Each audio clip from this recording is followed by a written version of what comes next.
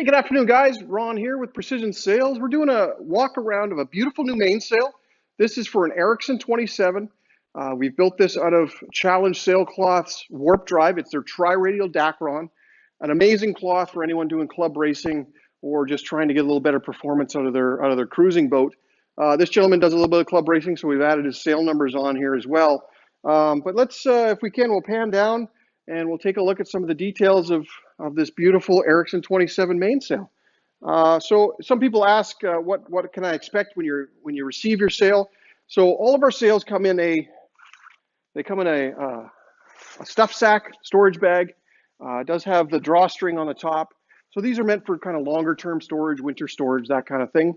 They also come with a sail tie, keeps everything nice and tight together. You can use this on your boom as well if you want. But lots of guys just kind of put it away in the stuff sack. And this gentleman's battens, so he's opted for 2 full battens and 2 partial battens. And they come kind of wrapped up like this, and they come in a coil.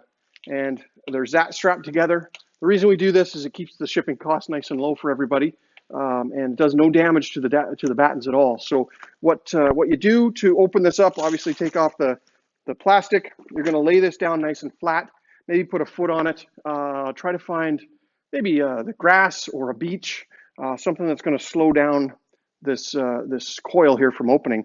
So get yourself a sharp knife or side snips or something like that, and you're going to slowly work your way around undoing the zap straps, and it'll slowly open up on you. Let them sit for an hour or two, and they'll be perfectly straight again. So that's what you get in the bag.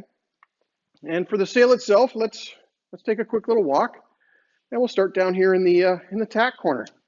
This is a well put together tack. So a couple of key things here.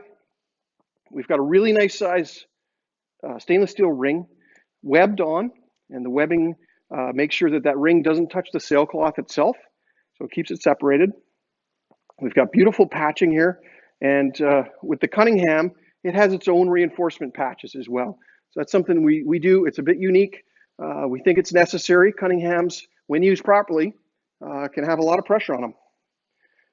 So if we walk kind of down here, down the foot, and we'll kind of stop in the middle here and maybe pan up a bit, and I'll give you a good idea of what the tri-radial looks like. So we've got the starburst kind of coming out of the corners and becomes more and more vertical as you get towards the head. So about 23 panels in this sail allows the designers to make a much better sail shape, which a better sail shape means generating more lift, allows you to point higher into the wind, and allows you to sail flatter, which is faster in most cases. So that's the kind of science behind it. And down here in the clew, this gentleman opted for a loose foot, which we highly recommend. It is the more modern design. And so what we've included in here is a stainless steel slider. It's going to slide down the boom track for this gentleman. And then we've also included a webbing strap that'll wrap around his boom a few times, and then he can use the Velcro to stick it together. It's going to take a little bit of pressure off this clew, and you don't have to use it all the time, but it's there if you need it. So working our way up the leech, we've added 2 reef points for this gentleman, and notice that our reef points look exactly like our tack and our clews, because when you do reef, you need to reinforce those areas the same as you would when the whole sail's out. And we have we reinforce the grommets across, and then we follow that up with a belt as well. Something we're very proud of. And so we'll just kind of keep on walking up. Second reef point. And then we have a partial batten here. So we'll quickly take a look at the partial battens. Same as the full battens, obviously just a little bit shorter. So we do like to use the tie-in batten configuration. And I'll quickly kind of show you how these work. We've got this tied up a bit here, but the idea here is that you're going to insert the batten in behind. You're going to follow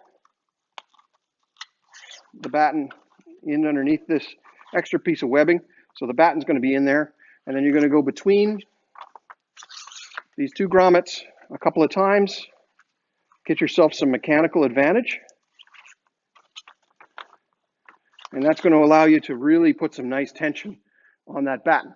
So in the partial battens, it works very well. In the full battens, it works perfectly. So that's what our tie-in batten configuration looks like. And just working your way up, you can see nice sail numbers, match the black draft stripes, and also match the Ericson insignia. Very nicely done. And then coming up to the head, we've got some really nice extra reinforced stitching that we've done here in the head. Alloyed head plate, and you can see is riveted on. We do provide, depending on the size of the head plate, a couple of attachment points so that you can change the kind of angle that your halyard is pulling on the sail, depending on conditions and depending on what your boat's rigged for. Our slider configuration, this is something we're extremely proud of. So we use the grommets. We also put a little bit of vinyl, which helps to stop any chafing. And then we've got the webbing, and this is called a figure 8 knot. And what that does is it makes sure that this slider stays exactly where you want it. So sliders that move around, remember the old shackles, the stainless steel shackles and those types of things, that cause jamming. What this does is reduce the chance of this moving either side to side, up and down. It really holds it in place for a long period of time and reduces any chance of jamming going up or down.